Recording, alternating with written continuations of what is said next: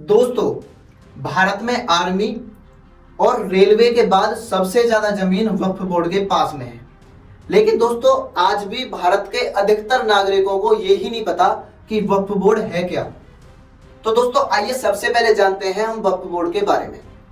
दोस्तों, वक्फ बोर्ड एक मुस्लिम संस्था है जो यदि किसी प्रॉपर्टी पर अपना अधिकार जमाती है, किसी प्रॉपर्टी के बारे में ये बोलती है कि ये प्रॉपर्टी वक्फ की है, तो दोस्तों वो प्रॉपर्टी वक्फ के नाम हो जाती है।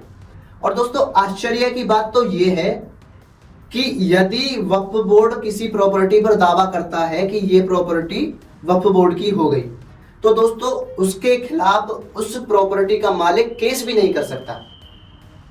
तो कहने का मतलब दोस्तों ये है कि वक्फ बोर्ड किसी प्रॉपर्टी पर दावा ठोकता है, या कोई व्यक्ति जो 4-5 साल के लिए कहीं बाहर काम करने गया है और दोस्तों जब वो वापस आता है तो वो अपनी प्रॉपर्टी पर अपने नाम की जगह वक्फ बोर्ड का नाम लिखा पाता है।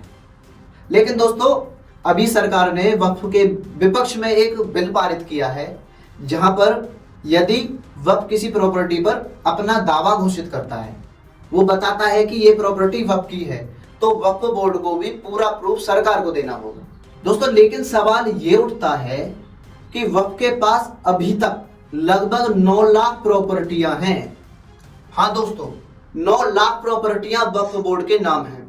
और दोस्तों, AMIM के नेता असदुद्दीन ओवैसी ने एक वीडियो में बोला है कि उत्तर प्रदेश की प्रॉपर्टी जो वक्फ ने अपने नाम कर रखी हैं, उनमें से 1,12,000 प्रॉपर्टियां तो ऐसी हैं जिनके पास उनका पूरा प्रूफ ही नहीं है। यानी वक्फ के नाम ऐसी भी प्रॉपर्टियां हैं जिनके कागज वक्फ बोर्ड के पास में नहीं है। तो दोस्तों, सोचने वाली बात तो यह है कि पूरे भारत में ऐसी कितनी प्रॉपर्टियां होंगी जिनके कागज, जिनके प्रूफ वक्फ बोर्ड के पास में नहीं है। तो क्या दोस्तों इन प्रॉपर्टियों की जांच सरकार को नहीं करनी चाहिए?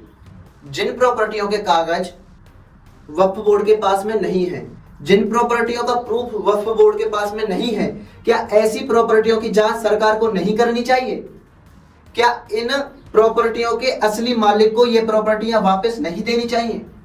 दोस्तों, यदि सरकार भी इन प्रॉपर्टियों को अपने आधिपत्य में लेती है, यदि सरकार इन प्रॉपर्टियों को अपने पास लेती है, तो क्या इन प्रॉपर्टियों का यूज भारत के डेवलपमेंट में नहीं होना चाहिए? दोस्तों, भारत जिसे एक सेकुलर देश कहा जाता है, जहां कहा जाता है कि सभी धर्म, सभी मजहब समान हैं, तो क्या दोस्तों भारत की मेजॉरिटी और माइनॉरिटी के लिए क्या समान कानून नहीं होने चाहिए? क्या दोस्तों ऐसा स्थान जहां पे एक कम्युनिटी मेजॉरिटी में है और दूसरी अन्य कम्युनिटियां माइनॉरिटी में है, और एक माइनॉरिटी कम्युनिटी के पास अपना ऐसा बोर्ड है जो किसी भी प्रॉपर्टी पर दावा ठोकता है, वो प्रॉपर्टी उसकी हो जाती है, तो दोस्तों क्या यहाँ के जो मेजॉरिटी के लोग हैं उनके पास ऐसा बोर्ड नहीं होना चाहिए? लेकिन नहीं दोस्तों, ये फायदे, ये लुत्फ केवल एक कम्युनिटी को देकर रख दिए गए हैं। भारत के अधिकतर लाभ केवल एक कम्युनिटी उठा रही है। तो दोस्तों, भारत की एक कम्युनिटी ऐसी है जो भारत में मेजॉरिटी में है और उसके धर्म स्थलों का सारा पैसा, सारा दान भारत के डेवलपमेंट में यूज होता है। तो दोस्तों, क्या अन्य कम्युनिटी के धर्म स्थलों का दान भी भारत के डेवलपमेंट में यूज नहीं होना चाहिए? दोस्तों, यदि ये सेकुलर देश है, यहां पर सभी धर्म समान हैं, तो क्या दोस्तों यहां पर सभी के लिए कानून भी समान नहीं होने चाहिए? क्या केवल एक व्यक्ति विशेष के लिए कानून अलग है और दूसरे व्यक्ति विशेष के लिए कानून अलग है? दोस्तों, ऐसे भारत में कितने सवाल उठते हैं जिन पर भारत के नागरिकों का ध्यान नहीं है। भारत को खा गया सेकुलर का कीड़ा। हम कह देते हैं कि सभी धर्म समान हैं, लेकिन क्या सभी धर्मों के लिए समान कानून नहीं होना चाहिए? क्या सभी लोगों के लिए समान कानून नहीं होना चाहिए? अगर दोस्तों भारत का नागरिक इन बातों पर ध्यान नहीं देगा तो भारत आगे वो ही खो देगा जो पिछले 1000 साल में भारत के नागरिकों ने खोया है। पिछले 1000 साल का इतिहास अगर आप देखते हो तो जो हमने खोया है, अगर आज हम ध्यान नहीं देंगे दोस्तों, तो आगे उसी प्रकार हम खोते चले जाएंगे। क्या क्रांतिकारी जो भारत के लिए लड़े, क्या वो केवल मेजॉरिटी के लोगों के लिए लड़े?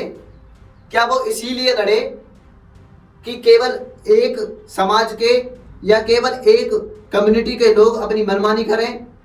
लकड़ी में दोस्तों अगर दीमक लग जाता है तो लकड़ी धीरे धीरे करके खोखली हो जाती है।